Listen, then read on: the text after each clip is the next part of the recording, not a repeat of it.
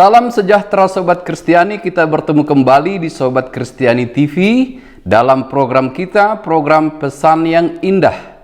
Dan pada saat ini dalam program Pesan yang Indah ini, kita akan melihat dari firman Tuhan yang menjadi khotbah bagi kita pada minggu esok hari 23 Agustus 2020 di Gereja HKBP, yaitu dari firman Tuhan yang tertulis di surat Paulus yang pertama kepada jemaat Korintus di pasal 6 ayat 12 sampai dengan ayat 20. Surat Paulus yang pertama ke jemaat Korintus pasal 6 ayat 12 sampai dengan 20, demikian dituliskan. Nasihat terhadap percabulan. Segala sesuatu halal bagiku, tetapi bukan semuanya berguna.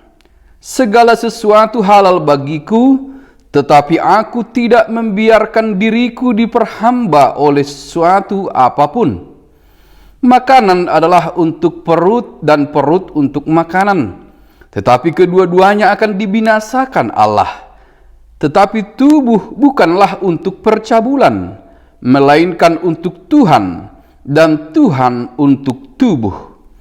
Allah yang membangkitkan Tuhan akan membangkitkan kita juga oleh kuasanya. Tidak tahukah kamu bahwa tubuhmu adalah anggota Kristus? Akan kuambilkah anggota Kristus untuk menyerahkannya kepada percabulan? Sekali-kali tidak. Atau tidak tahukah kamu bahwa siapa yang mengikatkan dirinya pada perempuan cabul menjadi satu tubuh dengan dia? Sebab demikianlah kata Nas, keduanya akan menjadi satu daging.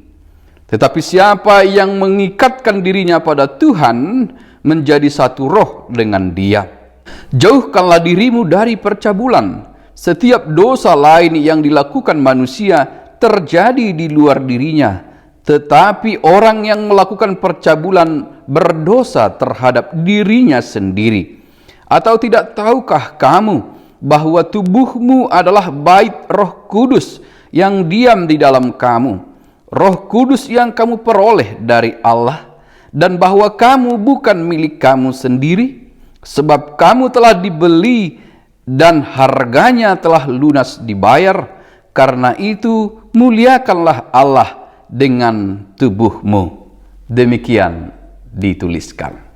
Sobat yang dikasihi Tuhan Yesus Kristus, dalam suratnya yang pertama ini, Paulus berharap segera dapat membebaskan atau melepaskan jemaat Korintus dari persoalan-persoalan yang timbul, perdebatan-perdebatan yang kemudian menjadi akar perpecahan daripada jemaat itu.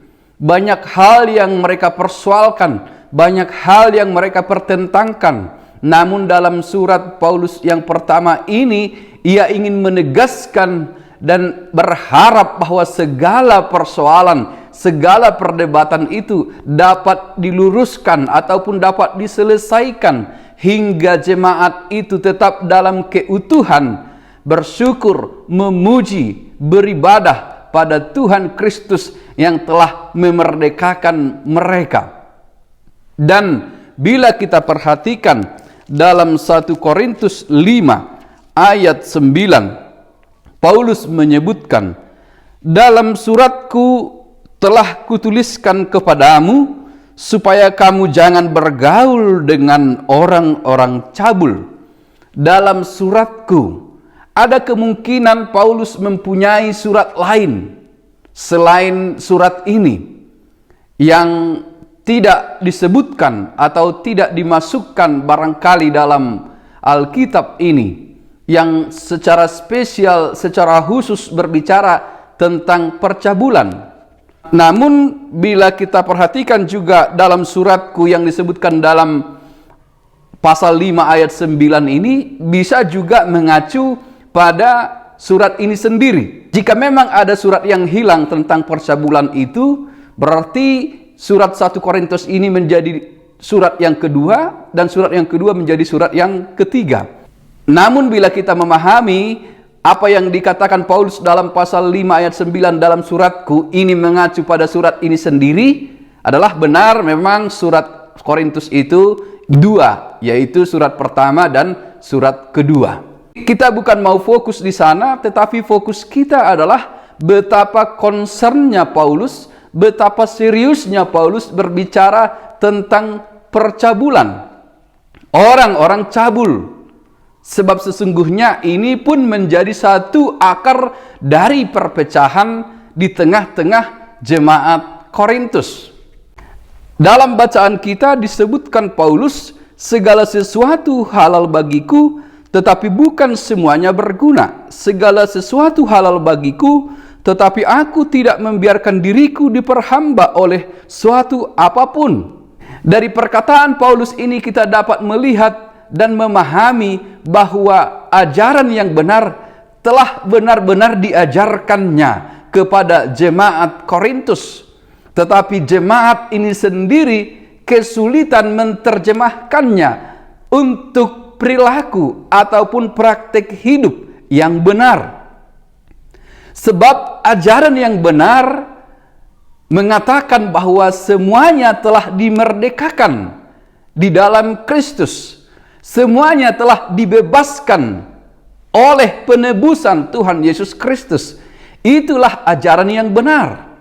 Dan jemaat Korintus sebagai orang yang telah percaya pada berita keselamatan itu ikut dalam kelompok orang-orang yang telah dibenarkan, orang-orang yang telah dibebaskan, orang-orang yang telah dimerdekakan.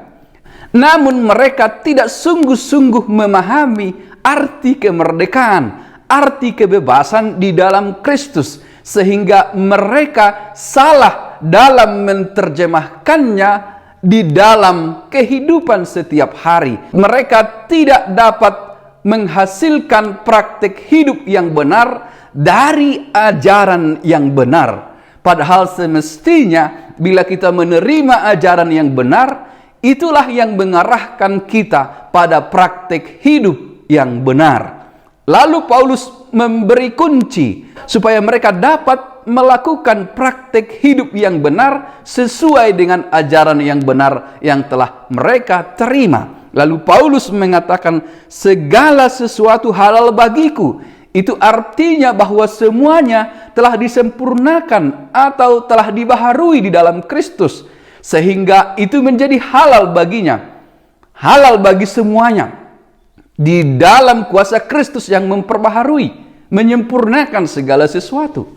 Tetapi disebutkan Paulus lagi, segala sesuatu itu halal bagiku, tetapi aku tidak membiarkan diriku diperhamba oleh suatu apapun. Artinya sekarang pilihan ada di tangan Anda. Dari kebebasan, dari segala sesuatu yang halal itu, Anda sekarang memilih dan menentukan apa yang baik bagimu, apa yang berguna bagimu, dan apa yang berguna bagi semua orang. Jika itu dapat kita lakukan dan kita memilih apa yang baik, apa yang berguna, maka kita akan melakukan praktik hidup yang benar. Selanjutnya, sebagai bukti bahwa mereka tidak dapat menghasilkan perbuatan yang benar dari ajaran yang benar, yaitu tentang tubuh mereka, tentang percabulan mereka.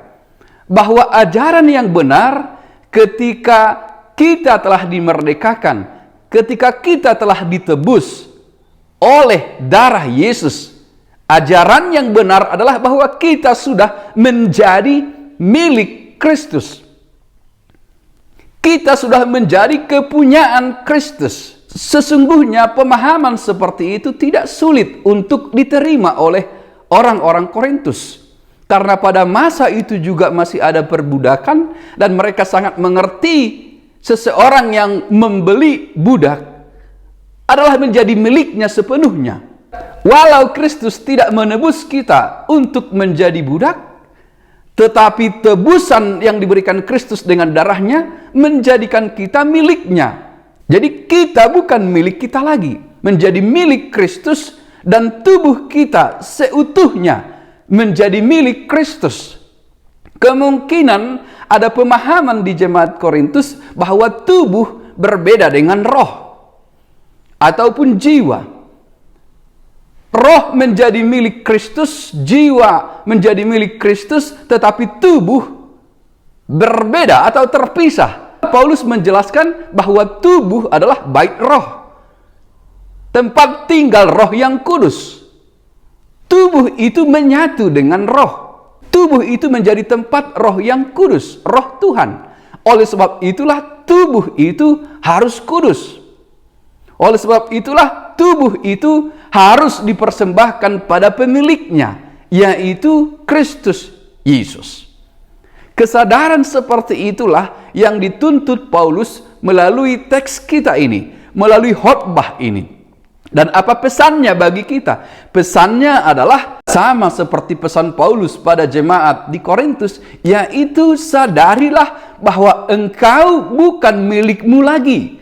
Bukan hanya rohmu, tetapi roh dan tubuhmu dan keseluruhan hidupmu adalah milik Kristus. Pemahaman inilah kemudian mendorong kita untuk hidup sesuai dengan kehendak Kristus. Sebab kamu telah dibeli dan harganya telah lunas dibayar, karena itu muliakanlah Allah dengan tubuhmu. Kita kembali pada apa yang dinyanyikan sekolah minggu. Walaupun ini nyanyian sekolah minggu, tetapi sungguh-sungguh menjadi satu pengajaran yang kuat bagi kita. Hati-hati gunakan tubuhmu. Ingat selalu bahwa engkau adalah milik Tuhan. Hati-hati gunakan tubuhmu, tangan, mulut, telinga, mata, kaki, seluruhnya, pikiran, hatimu. Hati-hati gunakan. Sebab engkau bukan milikmu lagi.